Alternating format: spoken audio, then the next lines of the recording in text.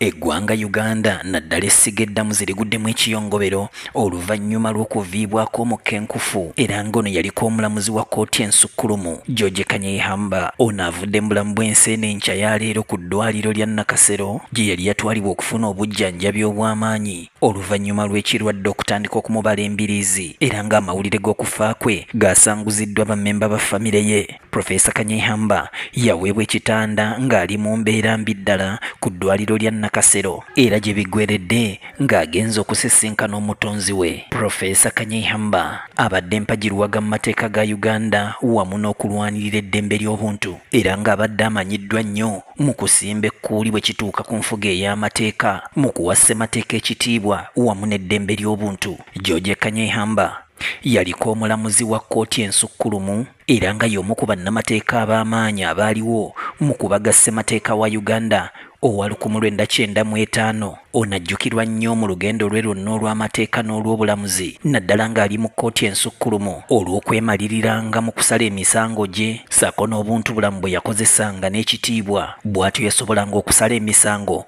mu mazima n'obwenkanya ng'agoberera enneeyisa etuukiridde mu by'amateeka wamu n'eddembe ly'obuntu ng'oggyeeko amateeka. Profesa Kanyehamba abadde muwandiisi wa bitabo era omusomesa ku mbeera z'abantu. Ono abadde musomesa ku zissettendekero ez'enjawulo wabula ng'amanyiddwa nnyo ku ssettendekero wa Makerere era ng'awandiisa ebitabo bingi nnyo ebikwata ku mateeka ssaako n'etteeka ly'ensi yonna erimanyiddwa nga international law. Ono obuyevu bwe bubadde tebukoma kugasa bannayuganda bokka wabula abadde ng'ayitibwa mu mawanga ag'enjawulo ku lukalu lw'omwana w'omuddugavu okugenda okusomesa amateeka wamu n'okwogerako eri enkuŋŋaana ez'amaanyi ku bikwata ku mateeka ne ssemateeka. Ng'oggyeeko kubeera omulamuzi wa kkooti enkulu, ono yaliko ssaabawolereza w'eggwanga Uganda muyite Attorney General era minisita w'obwenkanya ne ssemateeka muyite Minister of Justice and Constitutional Affairs, ekifo kati ekirimu Minisita Norbert Mao era ng'ono mu biseera ebyo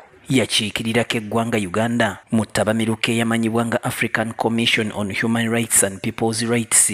Ono nga yali akwata ku ddembe ly'obuntu n'eddembe lya ssemateeka. Abadde amanyiddwa nnyo ng'omusajja ateerya ntama bwe kituuka ku kutyoboola eddembe ly'obuntu ssaako n'erya ssemateeka era nga bwe wabaawo ekibaddewo kyonna ayogera kirabikanga muli w'amayirungi anti akugamba ensi tugiryakomakoola ng'ettama lijjudde era nga bw'akwambalira n'akugamba nti kino ky'okoze kikyamu. We twogerera obubaka obukubagiza buyiika okuva mu ggwanga Uganda ku lukalu lw'omwana wa muddugavu n'okwetooloola ensi yonna amatendekero ssaako n'amassettendekero naddala agasomesa eby'amateeka olw'okuviibwako empagiruwaga. Omwoyo gw'omugenzi Omukama agulamuze kisa.